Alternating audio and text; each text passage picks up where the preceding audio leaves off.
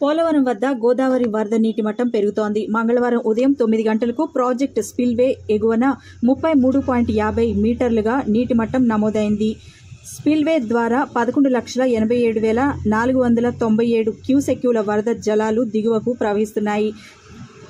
నిన్న సాయంత్రానికి 47 అడుగుల్లో భద్రాచలం వద్ద రెండవ ప్రమాద హెచ్చరిక జారీ అయింది. ఉదయం 11 గంటలకు 51.60 అడుగులకు చేరిన వరద ప్రవాహం స్వల్పంగా తగ్గి సాయంత్రం 3 గంటల సమయానికి 51.20 అడుగులకు నమోదైంది.